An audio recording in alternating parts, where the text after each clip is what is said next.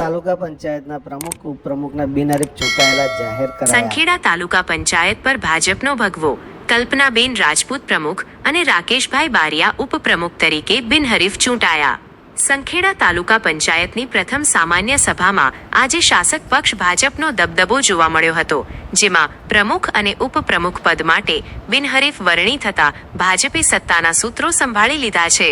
ચૂંટણી પ્રક્રિયા માટે યોજાયેલી આ પ્રથમ સામાન્ય સભા અધ્યક્ષી અધિકારી પિયુષ ઉકાણીના અધ્યક્ષ સ્થાને યોજાઈ હતી, જેમાં પ્રમુખ તરીકે કલ્પનાબેન રાજપૂત અને ઉપપ્રમુખ તરીકે રાકેશભાઈ બારિયાના નામો સામે આવતા તેમને વિજેતા જાહેર કરવામાં આવ્યા હતા।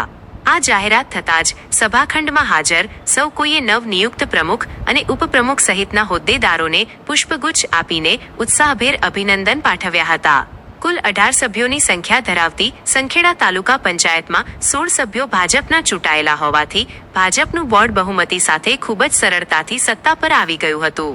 બિનહરીફ વરણીની જાહેરાત થતાં જ તાલુકા પંચાયત કચેરીની બહાર તેમજ સંખેડા ગામના 4 રસ્તા પાસે કાર્યકરો દ્વારા ફટાકડા ફોડીને ભવ્ય આતિશબાજી કરવામાં આવી હતી અને સમગ્ર વાતાવરણ ભારત માતા કી જય તથા વંદે માતરમના ગગનભેદી નારાઓથી ગુંજી ઉઠ્યું હતું।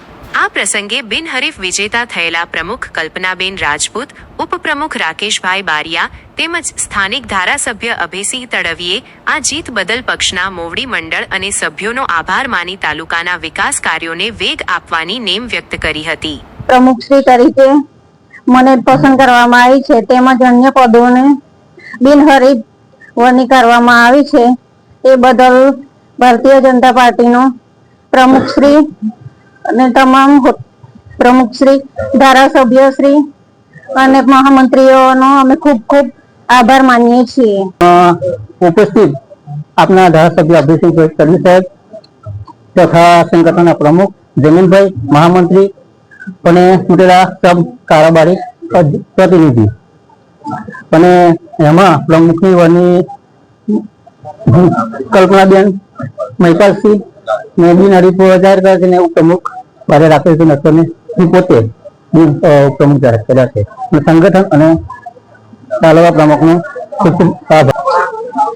પ્રમુખ તરીકે કલ્પનાબેન રાજપૂત અને ઉપપ્રમુખ તરીકે રાકેશભાઈ બારિયા, કારોબારી અધ્યક્ષ તરીકે અજીતભાઈ, આ બધાની પ્રદેશના મોવડી મંડળ તરફથી મેન્ડેટ આવ્યા છે અને બધાએ સાથે મળીને સ્વીકારી લીધું છે અને સંખેડા તાલુકાની અંદર ખૂબ સારું કામ કરે તેવી હું પ્રમુખ, ઉપપ્રમુખ, કારોબારી અને સંગઠન સર્વોપરી છે ભાઈ।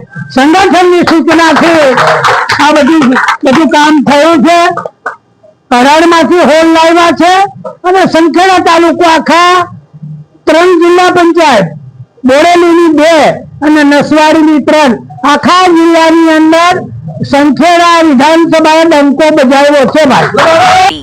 જો તમે આવા જ અવનવા સ્થાનિક સમાચારોની વિગતો મેળવવા માંગતા હોવ તો આજે જ લોકલ લાલો યુટ્યુબ ચેનલને સબસ્ક્રાઇબ કરી બેલ આઇકોન દબાવવાનું ભૂલતા નહીં।